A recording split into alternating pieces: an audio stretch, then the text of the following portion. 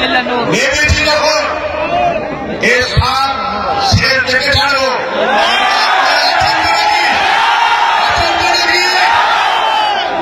মনে রাখবে।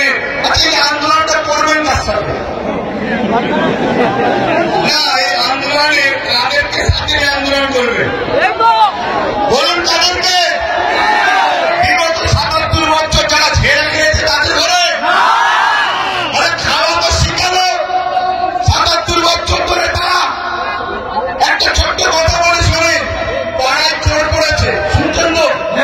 পাড়ায় চোর পড়েছে, সবাই বলছে চোর ধরো, চোর ধরো, চোর ধরো। ওই ভিড়েতে চোর ঢুকে যে বলছে চোর ধরো, চোর ধরো, চোর ধরো। শুনছেন না? শোনেন না? কতটা নসিব ফাটা দেখুন। আমাদের নিজেদের গর্বের জন্য আমাদের সংখ্যালঘু মন্ত্রীকে যে কিনা মুসলিম নয়। কেন আমি লড়াই করব কাদের নিয়ে? যাদের দিলে মসজিদ মাদ্রাসা ওয়াকাফের দরদ আছে তাদের ঘরেই লড়াই করতে হবে। আর না হয় শুধু এসেছি আর শুনলাম হই হই করে চলে গেলাম, এটা ভাই লড়াইয়ের ঠিক রাস্তা নয়। অবশ্যই আপনাদের মূল্যবান সময়কে আপনারা দিয়েছেন, ত্যাগ স্বীকার করে এসেছেন। এই ভালোবাসার আর একটু পরিচয় দেন। ৩:20 হতে যাচ্ছে, 4টে পর্যন্ত কি 4:10 পর্যন্ত প্রোগ্রাম হবে, আর 1 ঘন্টা হয়তো কষ্ট করতে হবে। আশা রাখবো প্রত্যেকে বসবেন, আর স্টেজের এই দিকে যিনারা আছেন আশা রাখবো সামনে আসেন, বক্তব্য দিতে সুবিধা হবে।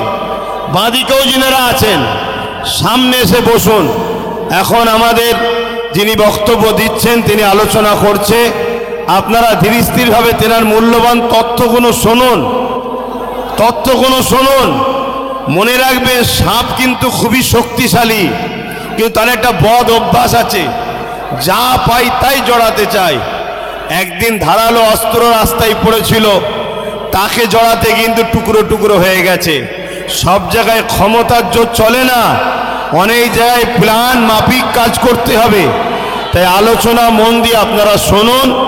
ভাই আলোচনা করছে, আপনারা ধৈর্য ধরে শুনবেন। যে ভাইগুলো দাঁড়িয়ে আছেন প্রত্যেককে বসার অনুরোধ করলাম, দেখবো আমার কথা কারা শোনেন।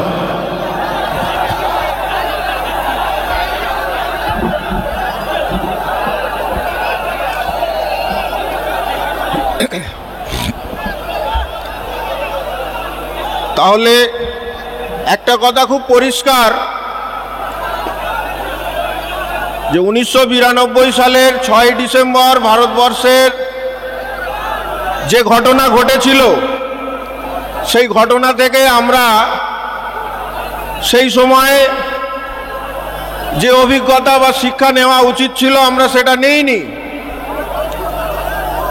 সেই ঘটনা যাতে দ্বিতীয়বার না ঘটে তার জন্য যে ব্যবস্থা গ্রহণ করার প্রয়োজন ছিল সেটা আমরা করিনি। তাই পরবর্তীতে জ্ঞানবাপী মসজিদ, আজমির শরীফ, তাজমহল, এই ধরনের স্মৃতিসৌধ, মসজিদ, এইসবের ওপরে আবার আক্রমণ শানানোর চেষ্টা করা হচ্ছে। তাহলে আমাদেরকে আরও বেশি সচেতন হতে হবে, আরও বেশি জানার চেষ্টা করতে হবে কোন ঘটনার দ্বারা আমাদেরকে সমূলে ধ্বংস করে দেওয়ার চেষ্টা করা হচ্ছে। আমাদের তৈরি মসজিদ, আমাদের তৈরি মাজার, আমাদের তৈরি দরগা, আমাদের তৈরি ঈদগাহ, আমাদের তৈরি মাদ্রাসা, এগুলোকে আস্তে আস্তে ধ্বংস করে দেওয়ার চেষ্টা করা হচ্ছে। কোথা থেকে এই ষড়যন্ত্রের উৎপত্তি, কারা এই ষড়যন্ত্রের সঙ্গে যুক্ত, এগুলোকে খুঁজে বের করতে হবে। তাই সর্বপ্রথম আমাদের ঐক্যবদ্ধ হতে হবে। এই ঐক্যবদ্ধ করার কাজ যিনি শুরু করেছেন তিনি আমাদের প্রিয় ভাইজান আব্বাস সিদ্দিকী সাহেব। তার মূল্যবান বক্তব্য আপনারা পরে শুনবেন। তাই ঐক্যবদ্ধ আন্দোলন একমাত্র এই ষড়যন্ত্রকে আটকাতে পারে। এখানে ষড়যন্ত্র অনেক রকম। প্রথমে আমি যদি ওয়াকফের বিষয় নিয়ে দু কথা বলি,